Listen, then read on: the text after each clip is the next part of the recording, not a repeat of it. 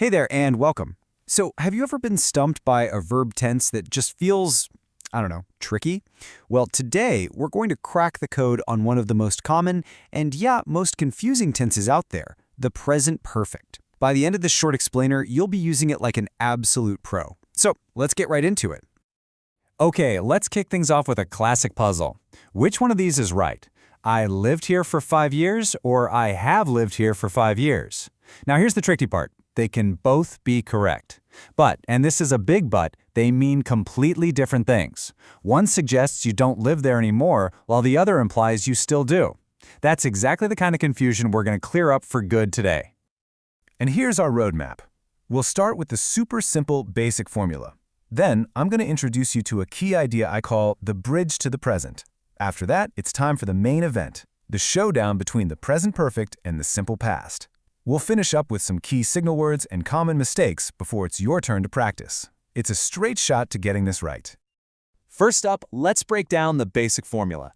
We're going to build this thing from the ground up, and you'll see it's actually way simpler than you think.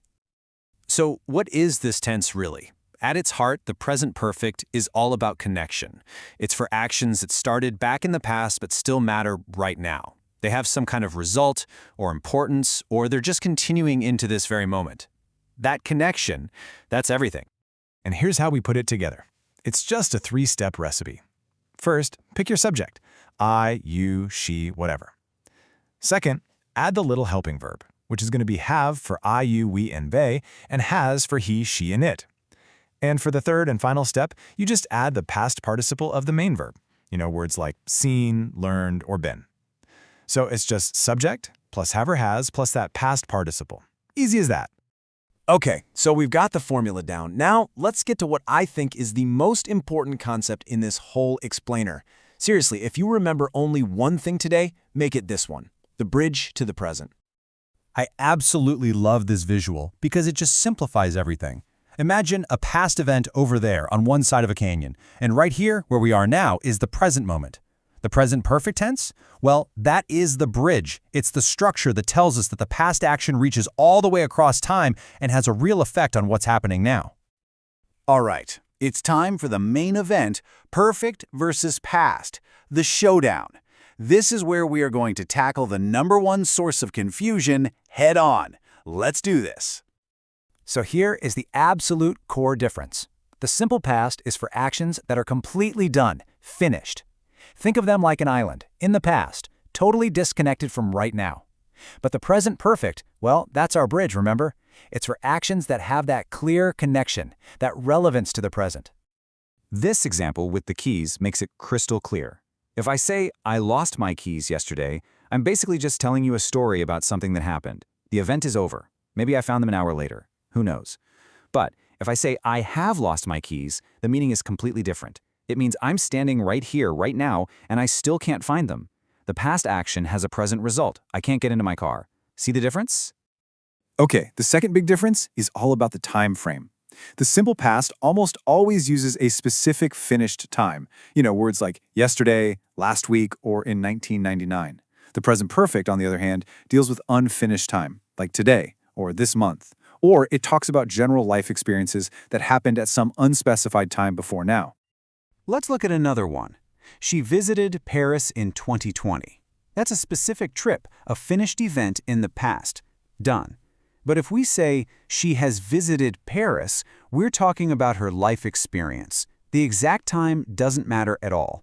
What matters is that the experience of visiting Paris is part of who she is now. It's in her memory. It's a fact about her life up to this point.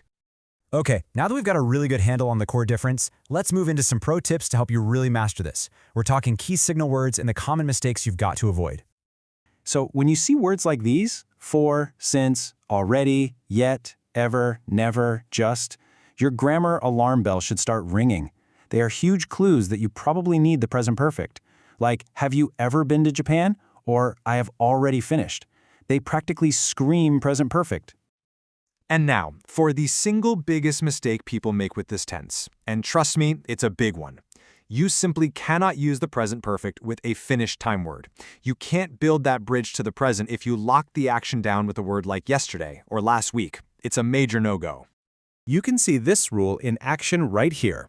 For instance, it's just wrong to say, I have finished my report yesterday. Because yesterday is a finished, sealed-off time, you absolutely must use the simple past. I finished my report yesterday. Same thing for the next example. Last night is over. It's done. So it's she saw that movie, not she has seen.